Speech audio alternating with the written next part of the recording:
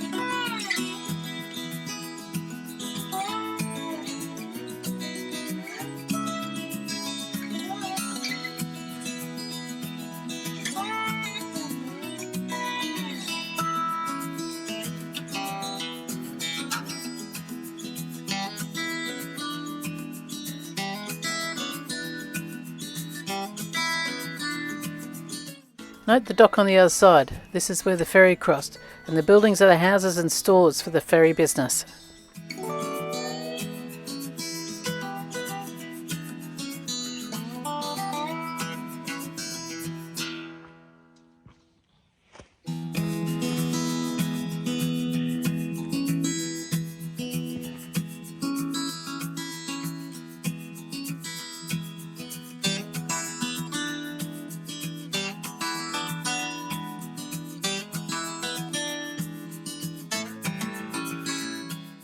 This is the mighty Colorado River. She continues from here to the Grand Canyon and has carved the deep canyons for hundreds and hundreds of miles.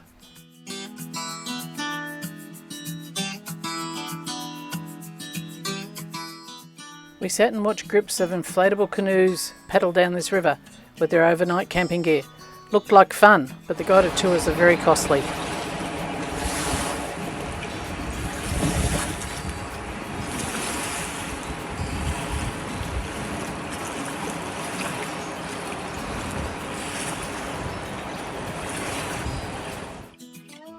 And the sun sets over the wonderful day exploring the Colorado River.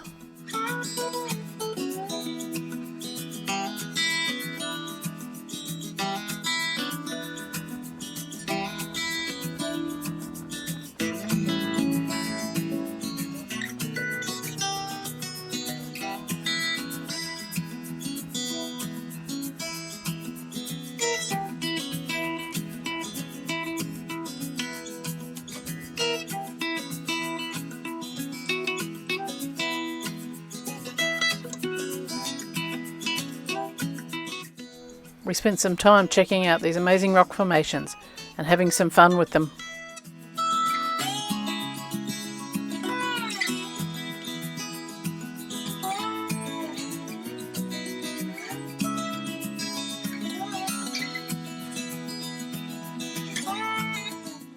We knew we couldn't do the whole trail as there is a lot of rock scrambling, but we did make the first mile.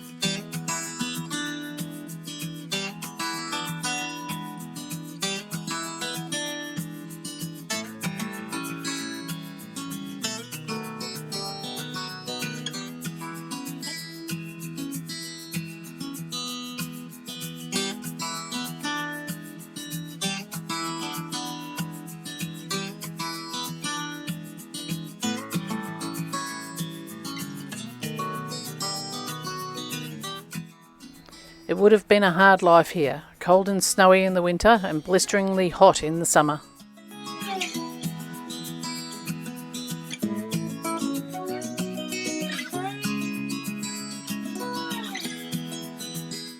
This was taken through the window so you can see the inside and the outside at the same time.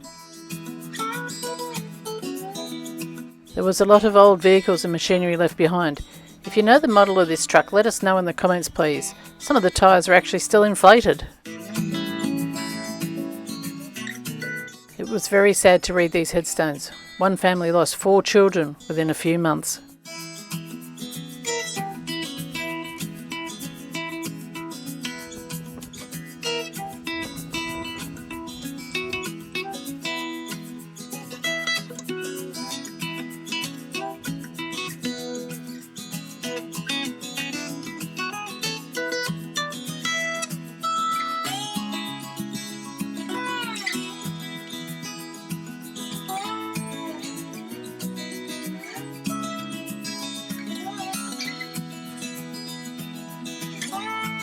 A photographer arrived with a big lens and told us that there were the very rare condors here.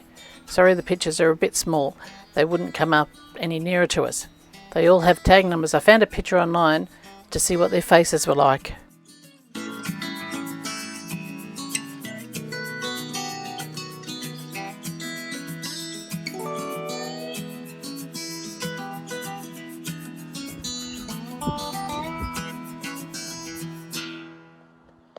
Early morning, Navajo Bridge. It's 1,000 feet straight down to the Colorado River.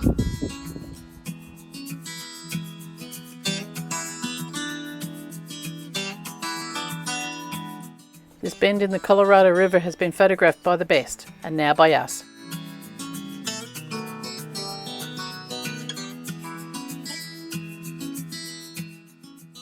We came in early morning, hence the shadows, but at least it was not crowded.